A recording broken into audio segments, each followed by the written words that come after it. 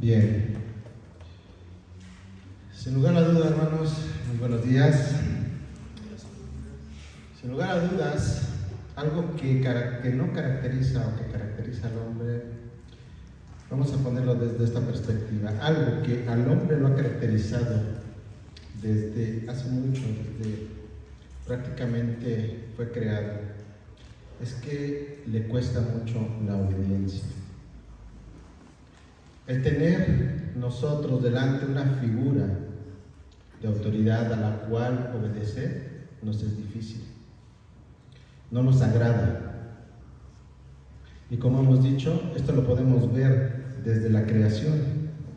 Acompáñenme por favor a Génesis 2, versículos 16 al 17. Dice la palabra del Señor: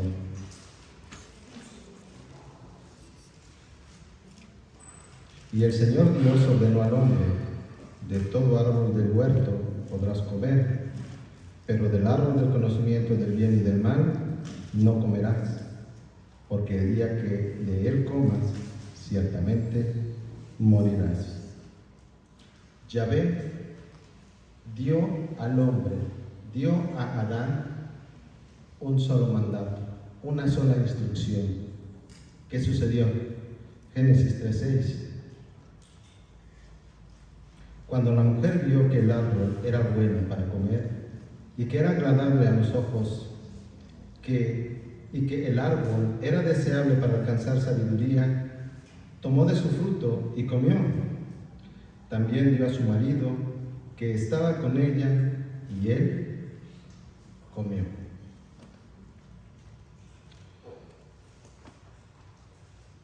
Vemos en estos pasajes esto. Una sola instrucción tenía que obedecer y no fue cumplida.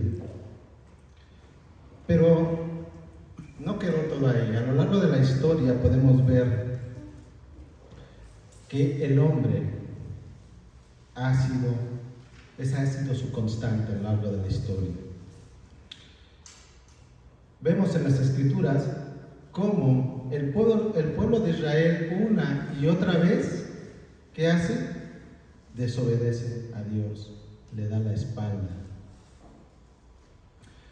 Y muchas veces hubo consecuencias para el pueblo de Israel. Pero ¿qué sucedía después de un cierto periodo en que el Señor nuevamente tendía ese lazo, ese puente para acercarse a ellos?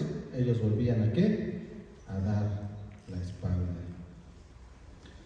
Pero hoy, en la actualidad, no es muy diferente la situación del ser humano.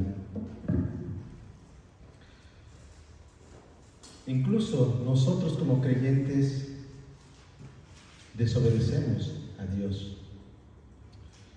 Y lo podemos hacer de una manera consciente o inconsciente, pero eso no minimiza el hecho, no cambia el que seamos desobedientes. No nos gusta obedecer, no nos gusta hacer lo que se nos pide. ¿Cuántas veces en nuestro trabajo nuestros jefes nos piden hacer algo y nos quejamos?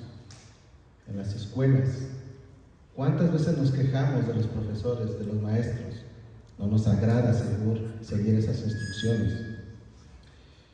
¿Qué tal, chicos, cuando nuestros padres nos dicen o nos piden hacer algo? Muchas veces no nos gusta. La autoridad es algo con lo que no nos llevamos muy bien, que digamos. No nos gusta, pero nos hemos puesto a pensar y a reflexionar que todas esas figuras de autoridad Dios las ha puesto ahí. Dios ha puesto cada figura de autoridad en nuestra vida y tiene un propósito. Y precisamente de eso estaremos hablando el día de hoy, de la autoridad de Dios, pero más específicamente del señorío de Cristo, del señorío de Cristo en nuestras vidas. Cuando una persona se somete a otra o una persona somete a otra, se dice que se ha cortado su libertad, no es libre, no hay libertad de esa persona que ha sido sometida. Pero el día de hoy veremos que cuando nosotros como creyentes nos sometemos al señorío de Cristo, como hemos visto hace unos momentos, hemos sido liberados de la esclavitud del pecado. Pero no solamente eso, sino que somos verdaderamente libres en Cristo. Y eso puede causarnos tal vez alguna confusión. ¿Cómo yo, sometiéndome a Cristo, puedo ser libre? Bueno, pues eso es lo que vamos a ver el día de hoy. Y como hemos mencionado, también vamos a ver que esas personas de autoridad que Él ha puesto en nuestra vida tienen un propósito. Y cuando nosotros no nos sometemos a esas autoridades, estamos también de alguna manera desobedeciendo al Señor. Pero también existe el otro lado de la moneda. Nosotros también hemos recibido, Dios ha delegado una autoridad en nosotros que somos padres muchas veces, o también en nuestro trabajo. Podemos tener gente a nuestro cargo. Nosotros daremos cuenta de esa autoridad que proviene no de nosotros, no de nuestro esfuerzo, sino que ha sido delegada por Dios. Así que si vamos a hablar de autoridad, como decíamos por la mañana, ¿cuál es la máxima autoridad para nosotros como creyentes? Así es. ¿Y por qué? Porque ahí está la voluntad del Señor. Esa es la máxima autoridad para nosotros. Pero además de que la palabra de Dios nos muestra la voluntad de Él, también podemos ver que es un manual en donde Él nos muestra cómo debemos vivir. Un manual sobre ley y gobierno. ¿Por qué decimos esto? Bueno, basta con abrir la Biblia y vamos a encontrar muchos términos, como cuáles, como reino, el reino de Dios. Toda autoridad me ha sido dada en el cielo y en la tierra. Principados y poderes, reinar, juzgar, someterse, mayordomía, soberanía, juez de toda la tierra, Rey de reyes, Señor de señores, nuestro Señor Jesucristo. Todo eso lo encontramos en la palabra de Dios.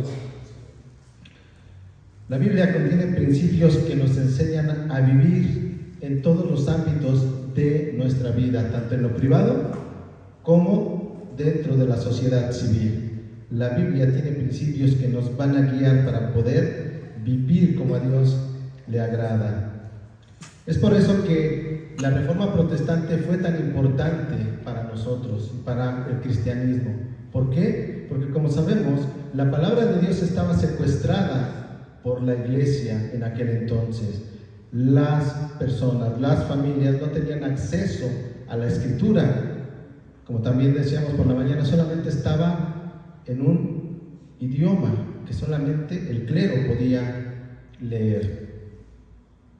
La Reforma trajo la Biblia al pueblo, como se dice, y con ello produjo creyentes, pero no cualquier tipo de creyentes, sino que a partir de eso el creyente empezó a entender que la libertad tiene precisamente su origen en el sometimiento al Señor Jesucristo, y no a reyes, no a papas, no a sacerdotes y ni a ninguna figura humana.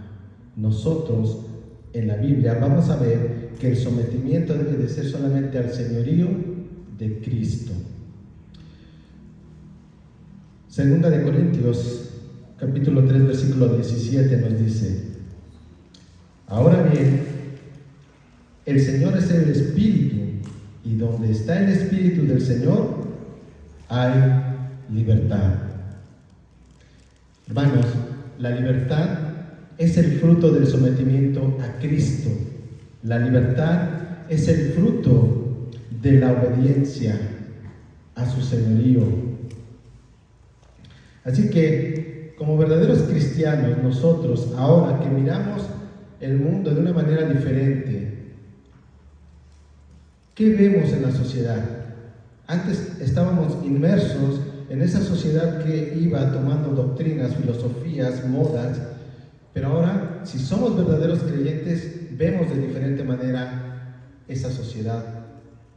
Como decimos, como dice la palabra, estamos aquí, pero no somos de este mundo. Vemos el pecado en la sociedad. Y también hemos dicho muchas veces que cada vez este pecado es más y más y más. Y ahora está abarcando esferas que nunca habíamos pensado que podría tocar, como es la familia, como es a los más pequeños en nuestra casa.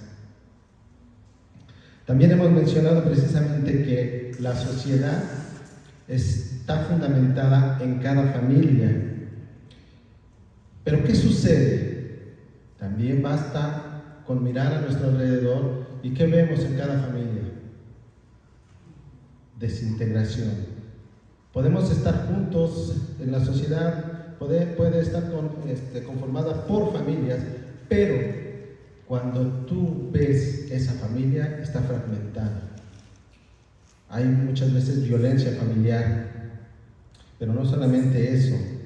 Los divorcios están al punto en que vamos a llegar, según una tendencia, en que va a haber más divorcios que matrimonios.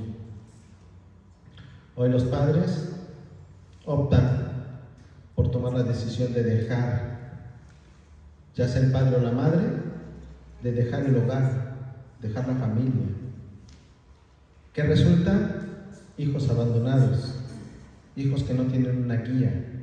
Hay muchas estadísticas en las que podemos ver que cuando falta el padre de familia en la casa, muchos de los jóvenes terminan delinquiendo, terminan suicidándose. Entonces, la familia es muy importante. Y si tenemos familias así en la sociedad, como consecuencia, vemos el por qué la sociedad está como está. Por qué la familia es fundamental para poder tener una sociedad diferente. Ahora, esta sociedad, como hemos dicho, es caótica y cada vez más inclinada al pecado. Está decadente la sociedad. Pero ¿cómo podemos arreglar esto? ¿Cómo se arregla esto? Como sabemos, nosotros no podemos hacer nada en nuestras fuerzas. Si hay alguien que puede restaurar una familia, si hay alguien que puede unir a la familia, ¿quién es? Cristo, es Dios. Y como hemos dicho, en la palabra de Dios encontramos esos principios. Solamente ahí vamos a encontrarlos. Y la aplicación de estos principios es lo que puede restaurar a una familia. Pero para que esto sea posible, lo primero que debemos entender es que el cambio empieza por cada individuo que conforma la familia. No vamos a esperar a que los demás tomen la iniciativa. Nosotros, si nuestra familia está dañada, si nuestra familia está sufriendo de esto, nosotros debemos de dar ese primer paso. Cada miembro de la familia debe de someter su voluntad y sus deseos a Dios, al Creador. Solamente cuando hacemos esto, ponemos a nuestra familia en la posición de ser restaurada, de ser unificada. Cuando cada miembro de la familia se somete al señorío de Cristo y empieza a vivir de esta manera, empezará a influenciar su entorno, su vecindario, la sociedad. Y poco a poco la sociedad empezará a tener nuevamente esos valores cristianos que las generaciones han ido perdiendo. Los valores hoy en día son prácticamente nulos. Ahora, si la iglesia también se nutre al mismo tiempo de esas familias que han rendido su vida a Cristo, ¿qué es lo que va a suceder? Que esa iglesia, nuestra iglesia, debería de tener todo lo necesario para poder cumplir con lo que el Señor quiere que hagamos como iglesia, que es ser luz de este mundo, ser sal. Ahora, hemos estado hablando muchas veces y repetido, y lo vamos a seguir haciendo, sobre el señorío de Cristo. Pero ¿qué es el señorío de Cristo? Y es algo que nos debe de quedar muy claro a todos hoy. El señorío de Cristo es la sumisión voluntaria, natural. Es la sumisión voluntaria, natural a Cristo, donde la palabra de Dios gobierna las decisiones de cada creyente, es decir, de cada uno de nosotros. Esas decisiones afectan nuestra persona, nuestro hogar y el lugar donde trabajamos, las relaciones en las que nosotros nos desenvolvemos. Ahora, también algo que debe de quedar bien claro es lo siguiente, que aquí cuando hablamos del señorío de Cristo no nos estamos refiriendo a una autodisciplina, a una autorrestricción. No nos estamos refiriendo a que nosotros vamos a hacerlo. Acabamos de mencionar hace un rato, no se trata de cumplir reglas. Y es lo que vamos a ver más adelante. Cuando sucede eso, hay que poner ciertos límites, y la sociedad, el ser humano ha establecido estos límites a través de leyes, a través de reglamentos. Pero eso no es lo que se refiere al señorío de Cristo. Repetimos, el señorío de Cristo es la sumisión voluntaria a Cristo, donde la palabra de Dios gobierna las decisiones de cada creyente. Esa decisión es una decisión interna que elige obedecer a Dios y permite que Dios y su palabra gobiernen internamente el corazón de cada creyente. La fuente de toda autoridad, ley y gobierno tiene un origen, y ese origen es Dios. Y eso lo tenemos claramente en la Biblia, Mateo 28, 18. Acercándose Jesús les dijo: toda autoridad me ha sido dada en el cielo y en la tierra. ¿Quién es el origen de toda autoridad? Dios.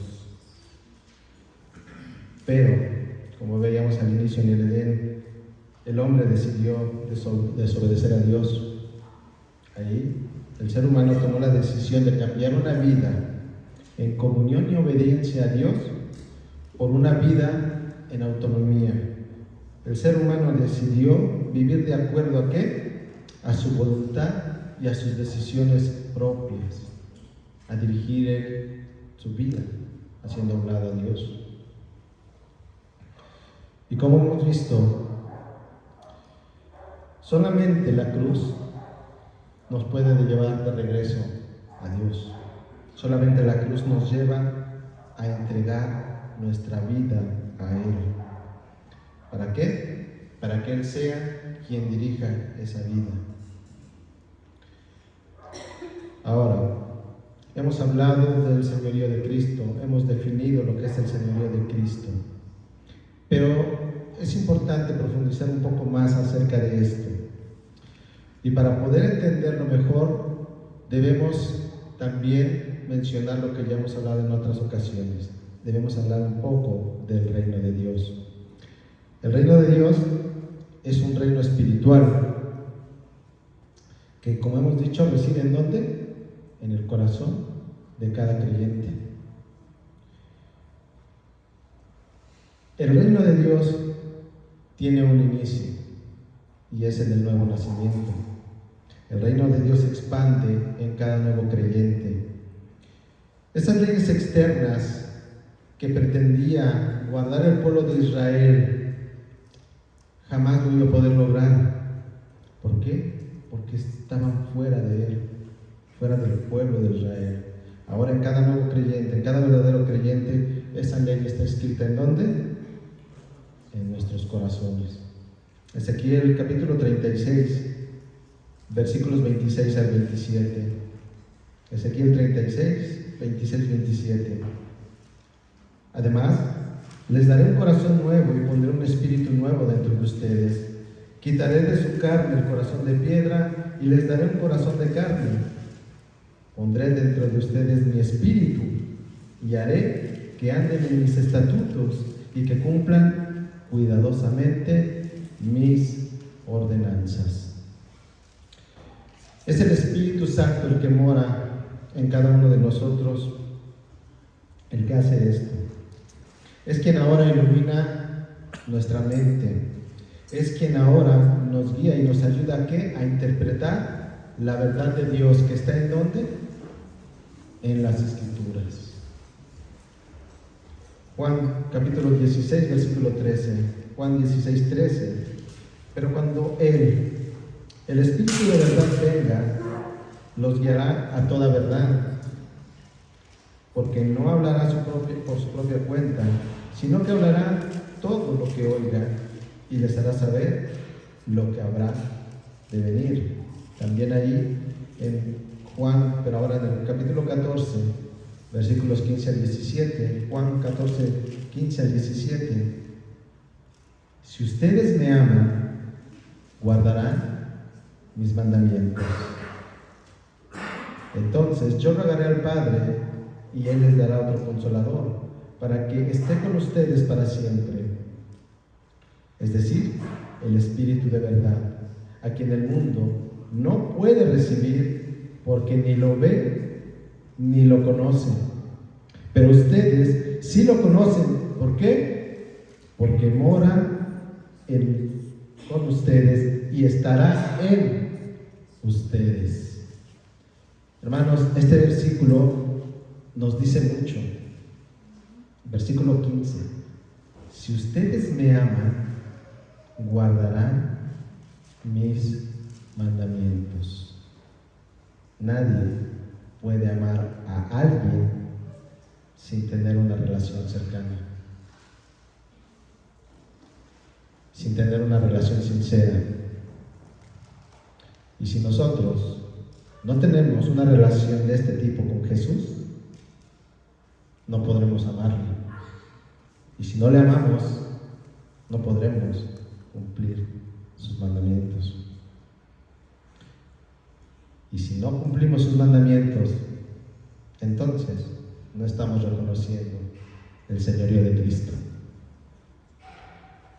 Y esto es en todos los ámbitos de nuestra vida. Ahora, también es importante aclarar otra cosa.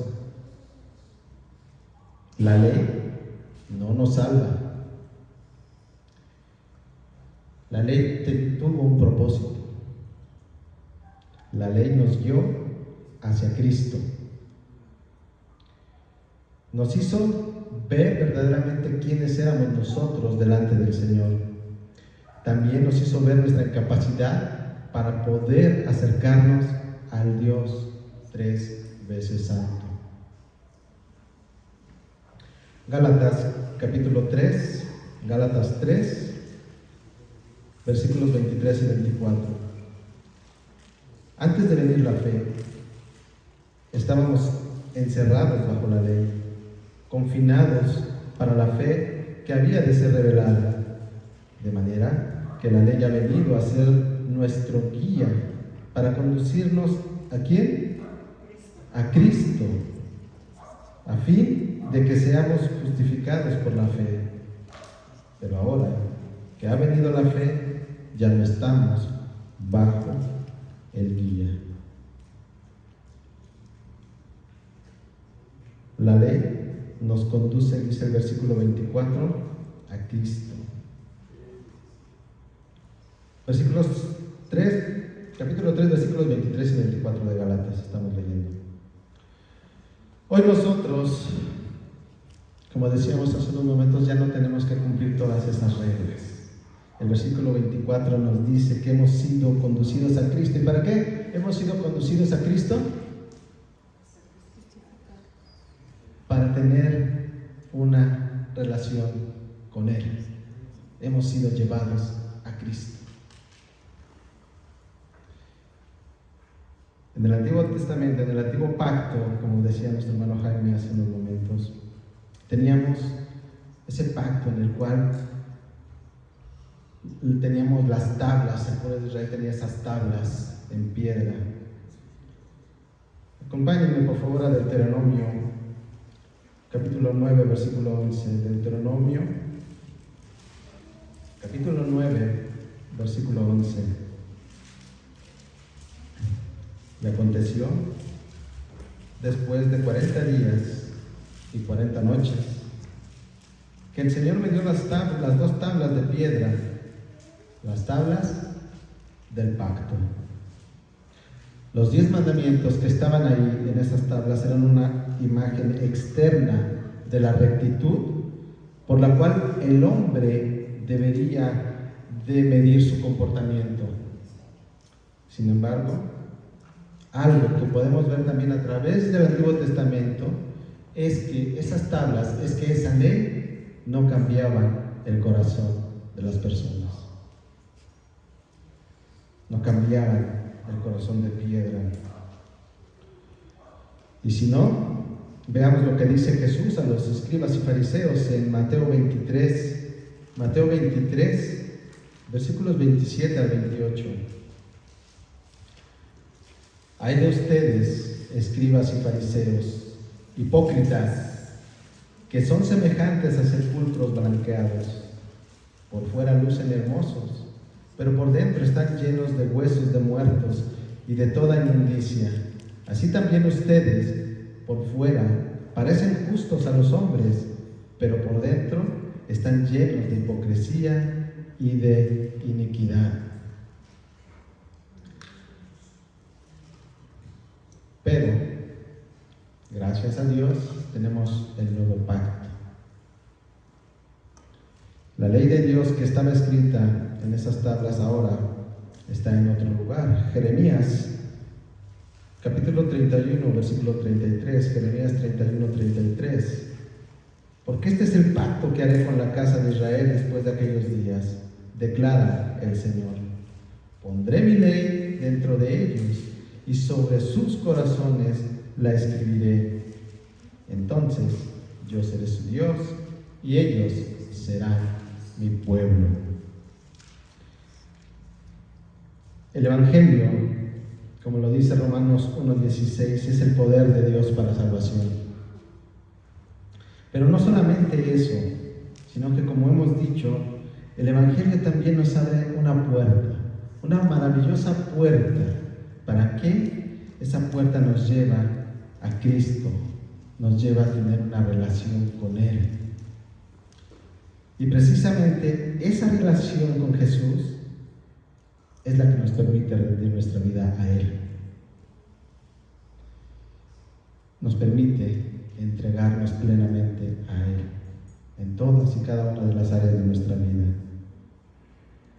Así que, hermanos, es muy importante que nosotros reflexionemos sobre esto. Yo te invito a que en estos momentos y en adelante, conforme vamos avanzando, vayamos a nuestro interior. A mí el Señor me ha hablado mucho y creo que nos hablará a todos el día de hoy, que si nosotros tenemos una área de nuestra vida que no le hemos entregado al Señor, el día de hoy te está llamando a hacerlo.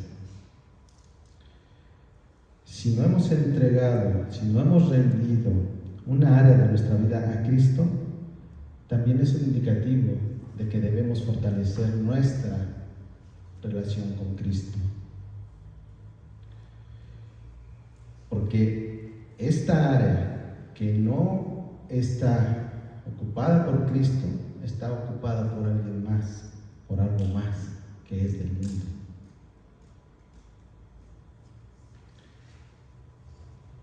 Al fortalecer nuestra relación con Cristo, todo aquello del mundo que aún nos retiene dejará de tener importancia para nosotros.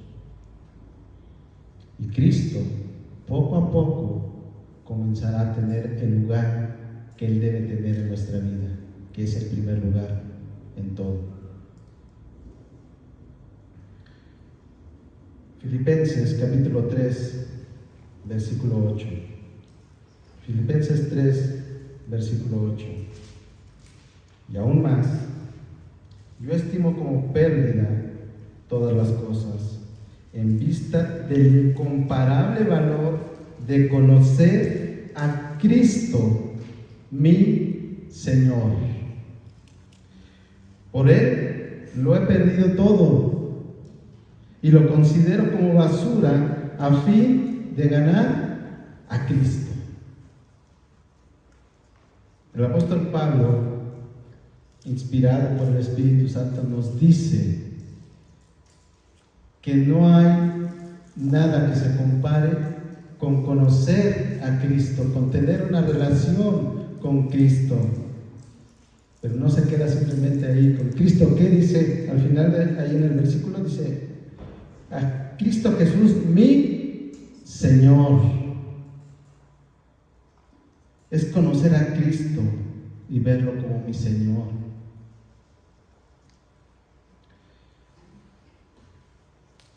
Pero para llegar a este punto, hermanos,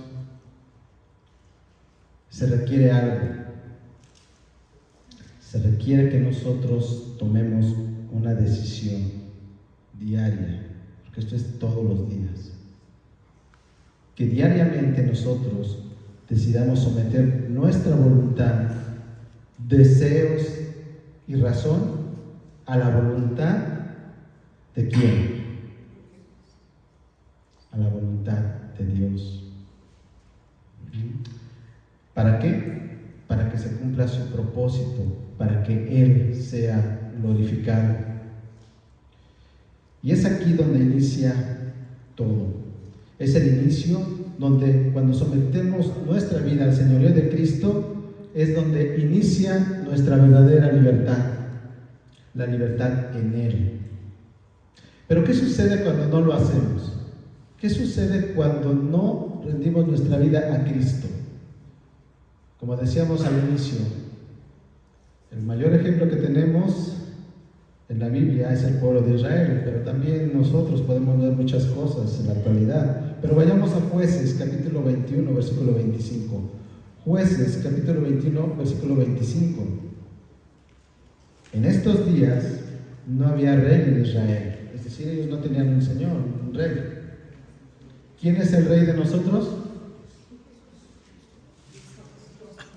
¿Quién es el rey? Jesús. Continúa el versículo.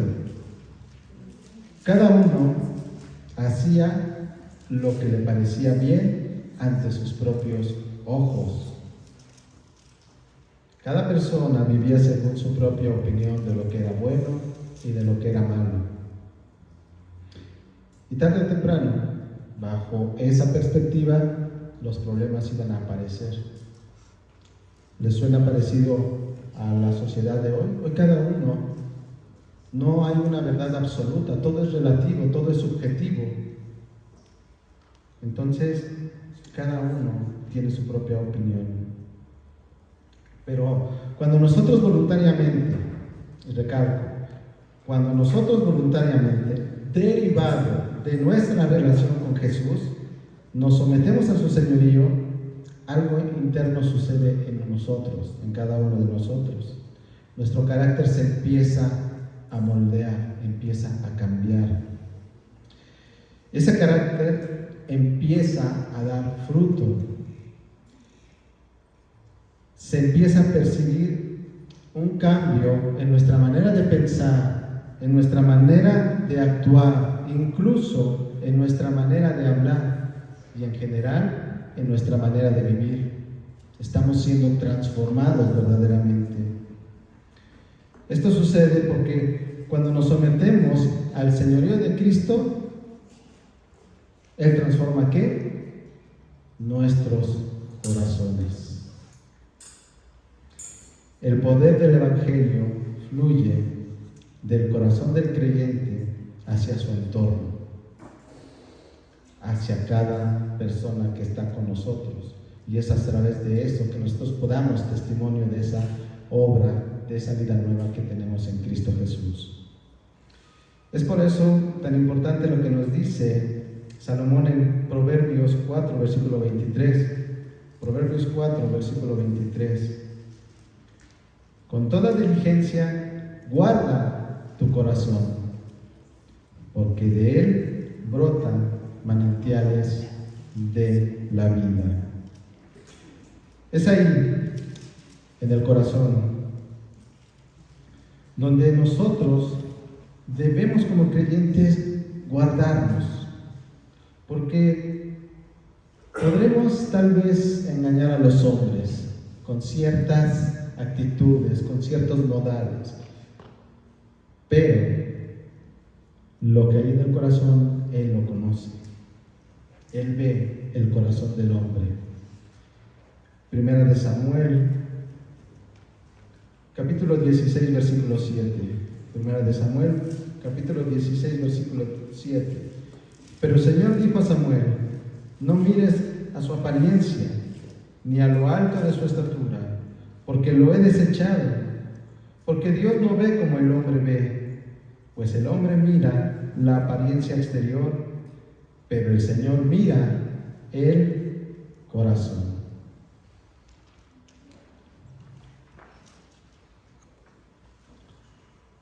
Hace unos momentos hablábamos de esas reglas escritas. Hoy en día vemos las noticias y ¿qué es lo que vemos cuando se refiere a política? Que los diputados y los senadores están sesionando para legislar nuevas leyes. ¿Por qué hacen esto? ¿Por qué hay que estar legislando y legislando y legislando? Bueno, ellos dicen que lo hacen con la intención de mejorar la vida de la sociedad, de que haya mejores leyes para que podamos convivir todos. Pero, ¿por qué tienen que hacerlo constantemente? ¿Que no funcionan? Muchas de las leyes que tenemos en Occidente provienen de la cultura judeocristiana, son los valores que vienen de ahí, pero otras muchas han estado cambiando o las han estado quitando. Pero, ¿por qué hacen todo esto? ¿No funcionan? El problema es que podemos estar cambiando leyes, pero si no cambia el corazón del hombre, el corazón de las personas, esto no va a funcionar. El hombre siempre buscará la manera de saltar la ley para obtener beneficios. Así que, entre más áreas de nuestra vida estén gobernadas por Dios, es decir, entre más nos sometamos al señorío de Cristo, menos de esas leyes, menos de esas fuerzas externas necesitaremos como creyentes. Ojo, no estoy diciendo que no acatemos las leyes que tenemos en la Constitución. Pero implícitamente, cuando nosotros nos sometemos al señorío de Cristo y estamos en obediencia a Él, díganme, hermanos, una ley que obedeciendo al Señor se infringe.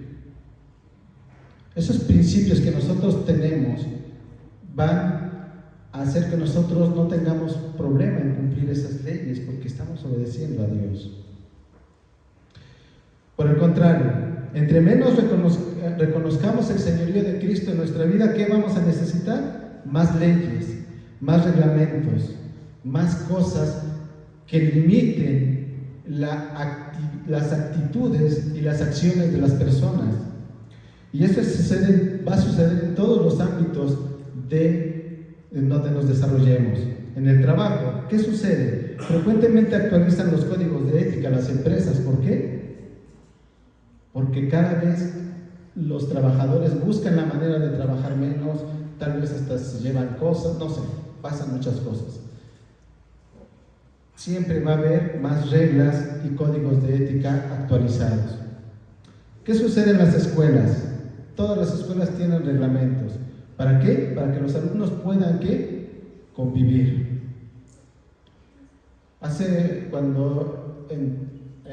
El año pasado, cuando fui a la vocacional para acompañar a mi hijo, veíamos que ahora había un lugar en donde podía uno ir y denunciar específicamente temas de géneros discriminación, cuando antes no era eso. O sea, cada vez ponen más reglas, reglas y reglas.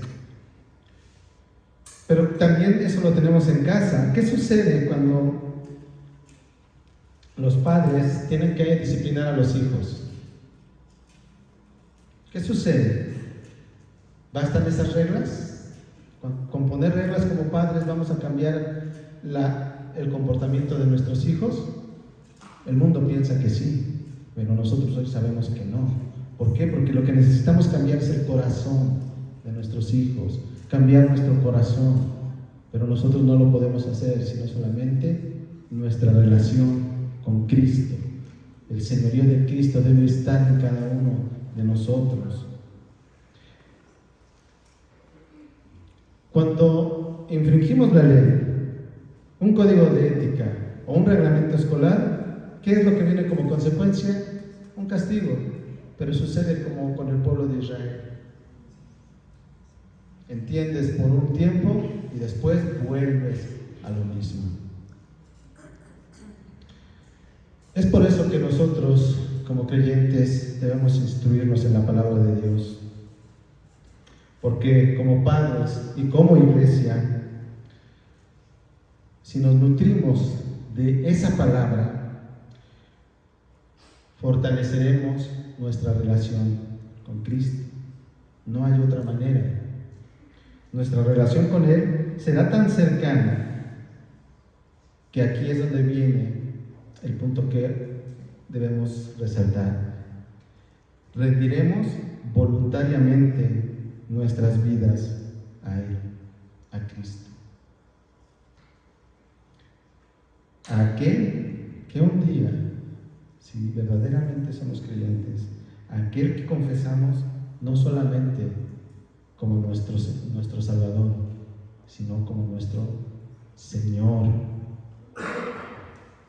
¿Cuántas veces nosotros, cuando compartimos el Evangelio, no vamos a Romanos 10, versículos 9 al 10, Romanos 10, versículos 9 al 10, y le decimos a la persona: si confiesas con tu boca a Jesús por Señor y crees en tu corazón que Dios lo resucitó de entre los muertos, serás salvo.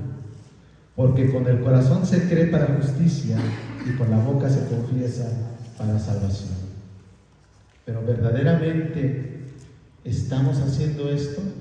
Cada uno de nosotros estamos llevando a la práctica ese sometimiento al señorío de Cristo en todo lo que hacemos, en todo lo que pensamos.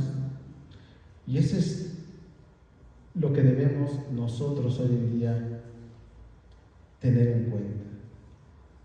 No solamente tenemos un Salvador, tenemos un Señor, y con el cual podemos tener una relación y gozarnos en esa relación. El tener una relación con Cristo nos lleva a amarle, y esos mandamientos no serán gravosos.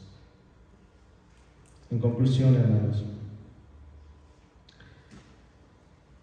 el tipo de relación que tenemos con Jesús va a determinar o nos puede dar una idea de si en verdad Él es nuestro Señor. Cuando nos sometemos a Cristo, somos verdaderamente libres, porque no necesitamos reglas, reglamentos que controlen nuestro comportamiento. También Dios ha delegado autoridad a todas las personas. Debemos respetar a esas autoridades. Dios ha puesto esas autoridades. Ha delegado Dios autoridad y va a pedir cuenta a cada uno, conversos. Pero también nosotros, como hemos dicho, tenemos tal vez en el trabajo autoridad sobre algunos de nuestros compañeros de trabajo, o en casa como padres. Debemos honrar esa autoridad que nos ha sido delegada. Por último, el desafío que tenemos después de esto es el mismo que veíamos hace unas semanas. Esparcir por el mundo el amor, la gracia, la bondad, la misericordia, fidelidad, la verdad de Dios en una cultura corrompida. En aquellas semanas decíamos que teníamos que renovar nuestra mente, y es así. Pero ahora, además, debemos someter nuestra vida a Cristo, nuestra voluntad a Dios, porque si no, no podremos dar testimonio de esa gracia, de esa bondad, de ese amor, de esa misericordia, de esa fidelidad. Y solamente podremos hacerlo, como hemos dicho, si verdaderamente sometemos nuestra vida a Cristo en todas las áreas. Debemos reconocer el señorío de Cristo en el trabajo, en la escuela, en el hogar y en nuestras relaciones con todos quienes nos rodean. El desafío es mirar en cada área de nuestra vida y ser honestos con nosotros mismos. Y que si hay algo que no le agrada a Dios, es decir, algo en lo que no le estoy obedeciendo, debemos apartarlo de nuestra vida. Y recordar las palabras que leíamos del apóstol Pablo hace unos momentos. Yo estimo como pérdida todas las cosas en vista del incomparable valor de conocer a Cristo Jesús, mi Señor. Por Él lo he perdido todo y lo considero como basura a fin de ganar a Cristo. Esa es la meta, que decidamos en nuestro día a día someter nuestra voluntad, deseos y razón a la voluntad y propósito de Cristo, porque estaremos glorificándole, y ese es nuestro propósito. Vamos a orar. Señor.